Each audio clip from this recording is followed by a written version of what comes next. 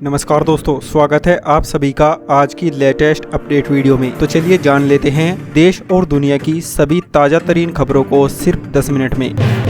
नहीं रहे comedy king Raju Srivastava, 58 साल की उम्र में दिल्ली के एम्स में ली आखिरी सांस। बता दें कि कॉमेडियन राजू श्रीवास्तव का निधन हो गया है। 10 अगस्त को जिम में वर्कआउट के दौरान राजू को दिल का दौरा पड़ा था, जिसके बाद उन्हें एम्स में भर्ती कराया गया था। बीते 41 दिन से वेंटिलेटर पर मौत से जंग लड़ रहे राजू श्रीवास्तव ने बीते बुधवार को अपने प्राण त्याग दिए हैं। राजू श्रीवास्तव की मौत की खबर सामने आने के बाद से ही पूरे देश में शोक की लहर दौड़ गई है। हर कोई नम आंखों से राजू को श्रद्धांजलि दे रहा है।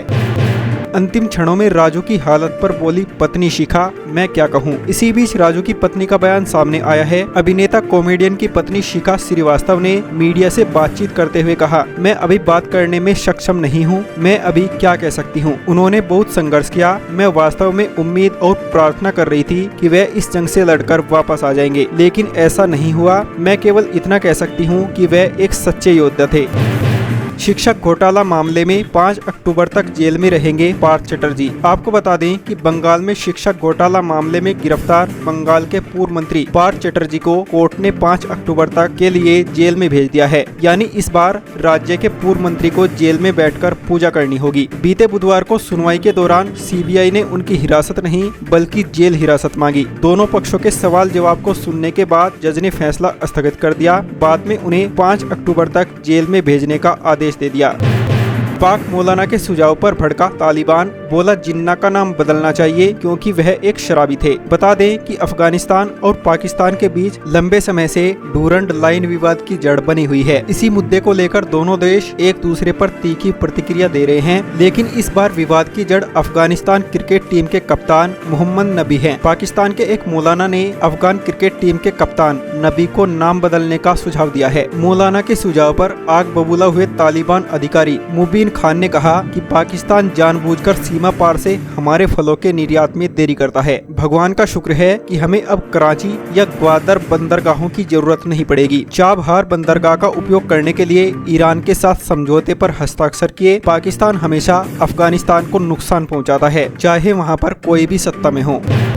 अब सामान भेजना होगा सस्ता, नई लॉजिस्टिक पॉलिसी आने से मिलेंगे ये फायदे। बता दें कि देश में माल परिवहन की बढ़ती लागत कम करने के लिए केंद्र सरकार नई राष्ट्रीय लॉजिस्टिक पॉलिसी लेकर आई है। इस नई नीति का मकसद उत्पादों के निर्बाधन आवागमन को बढ़ावा देने के साथ ही माल ढुलाई की लागत को कम करना है। इसके साथ ही देश में रोजगार के नए अवसर पैदा करना और माल भाड़ा कम करना है, जिसका सीधा असर वस्तुओं की कीमतों पर भी पड़ेगा और कीमतें कम होंगी।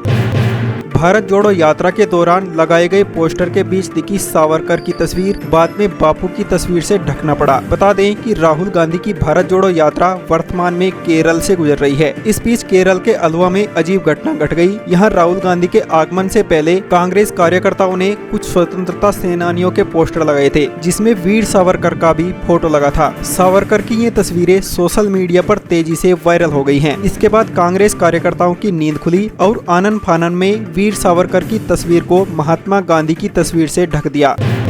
एमपी ए राजा पर अपमानजनक टिप्पणी के मामले में भाजपा नेता गिरफ्तार, राजा ने हिंदुओं पर दिया था विवादित बयान। आपको बता दें कि द्रुमक सांसद ए राजा की हिंदू धर्म पर की गई अपमानजनक टिप्पणी के मामले में पलटवार करने वाले भाजपा के जिला अध्यक्ष उत्तमा रामस्वामी को पुलिस ने बीते बुधवार को गिरफ्तार कर लिया है। भाजपा जिला अध्यक्ष ने ए राजा और द्रविड़ पार्टी के कार्यकर्ताओं के खिलाफ कथित रूप से अपमानजनक भाषण और अभद्र भाषा का इस्तेमाल किया था। स्थानीय अदालत ने उन्हें 15 दिन की न्यायिक हिरासत में भेज दिया है। राजू श्रीवास्तव के निधन पर सीएम योगी आदित्यनाथ और शिवपाल ने जताया दुख। बता दें कि मशहूर हास्य कलाकार राजू श्रीवास्तव के निधन से बॉलीवुड ही नहीं राजनीतिक गलियारों में भी शोक की लहर है। सीएम योगी आदित्यनाथ, उप मुख्यमंत्री केशव प्रसाद, डिप्टी सीएम ब्रजेश पाठक, शिवपाल यादव ने उनके निधन पर शोक व्यक्त किया है। गुजरात चुनाव से पहले कांग्रेस को झटका, कार्यकर्ताओं समेत 300 मुस्लिम नेता भाजपा में शामिल। आपको बता दें कि कांग्रेस के पूरगढ़ भरूच के विभिन्न गांवों के कांग्रेस कार्यकर्ताओं सहित 300 से अधिक मुस्लिम बीते बुधवार को भारतीय जनता पार्टी में शामिल हो गए। भाजपा विधायक अरुण सिंह राणा ने बम्बूसर गाँव के सरपंच गुलाम पटेल समेत नए सदस्यों का भगवा दुपट्टा ओढ़ाकर स्वागत किया। बता दें कि भरूच शहर से 19 किलोमीटर दूर मुस्लिम बहुल बम्बूसुर गाँव में आयोजित इस कार्यक्रम में भाजपा महासचिव दिग्विजय सिंह चुडासमा, भाजपा अल्पसंख्यक विंग के नेता सलीम खान पठान और मुस्तफा खोड़ा भी शामिल हुए। पशु तस्करी मामले में अणुव्रत की न्यायिक हिरासत 14 दिन और बढ़ी। बता दें कि पश्चिम बंगाल में पशु तस्करी मामले में गिरफ्तार बाहुबली तृणमूल नेता अणुव्रत मंडल की न्यायिक हिरासत कोर्ट ने 14 दिन और बढ़ा दी है। बीते बुधवार को भी उन्हें जमानत नहीं मिली। 14 दिनों की हिरासत के बाद बुधवार को एक बार फिर उन्हें आसनसोल की विशेष सीबीआई कोर्ट में पेश किया गया। उनके वकीलों ने सशर्त जमानत की अर्जी लगाई, लेकिन कोर्ट ने उन्हें खारिज कर दिया। उसके बाद उन्हें एक बार फिर जेल भेजने का आदेश दिया गया है।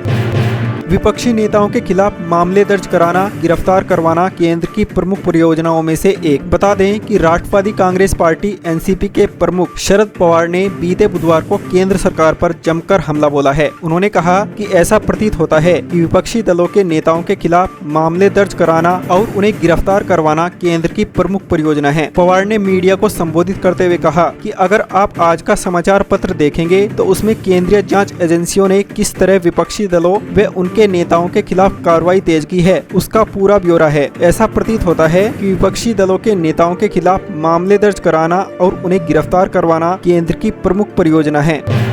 तीस्ता सीतलवाड़, श्री कुमार और भट्ट के खिलाफ चार्जशीट दाखिल, नकली सबूत गढ़ने का आरोप। आपको बता दें कि गुजरात दंगों के मामले में सबूत गढ़ने के आरोप में अहमदाबाद मजिस्ट्रेट की अदालत में तीस्ता सीतलवाड़, आरबी श्री कुमार और संजीव भट्ट के खिलाफ आरोप पत्र दायर किए गए हैं। सुप्रीम कोर्ट ने 2 सितंबर को तीस्ता सीतलवाड़ को अंतरिम जमानत दी थी। उन्हें 2002 के गुजरात दंगों के मामले में निर्दोष लोगों को फंसाने के लिए कथित रूप से दस्तावेज बनाने के आरोप में गिरफ्तार किया गया था। इस दौरान सुप्रीम कोर्ट ने हैरत जताई थी कि गुजरात हाई कोर्ट ने कार्यकर्ता तीस्ता सीतलवाड़ की जमानत याचिका को 19 सितंबर को सुनवाई के लिए क्यों सूचीबद्ध किया है। हाई कोर्ट द्वारा राज्य सरकार को नोटिस दिए जाने के 6 सप्ताह बाद शीर्ष अदालत ने अपनी प्रतिक्रिया देते हुए सरकार से तीस्ता की याचिका पर जवाब मांगा था।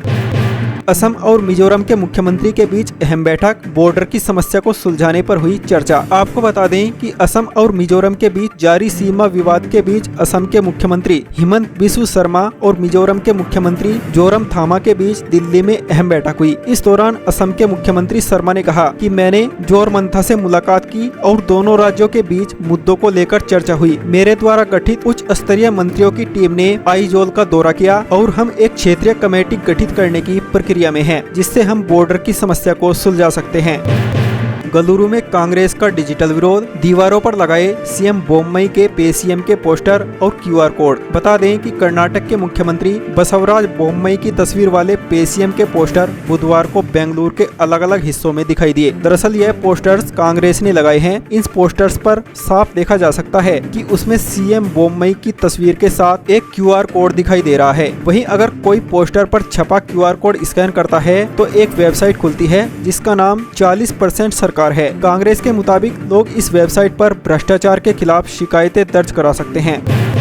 लॉजिस्टिक पॉलिसी को कैबिनेट ने दी मंजूरी, सेमीकंडक्टर इकाइयों को 50% प्रोत्साहन राशि। आपको बता दें कि प्रधानमंत्री नरेंद्र मोदी के नेतृत्व में बीते बुधवार को कैबिनेट की बैठक हुई, जिसमें 3 निर्णय लिए गए। कैबिनेट ने नेशनल लॉजिस्टिक पॉलिसी 2022 को मंजूरी दे दी है। यह रसद सेवाओं में अधिक दक्षता के लिए यूलिप, मानकीकरण, निगरानी ढांचे और कौशल विकास की शुरुआत करेगा। केंद्रीय मंत्री अनुराग ठाकुर ने कहा कि इसका मकसद लॉजिस्टिक्स परफॉर्मेंस इंडेक्स रैंकिंग में सुधार करना और वर्ष 2030 तक देश को शीर्ष 25 देशों में शामिल करना है।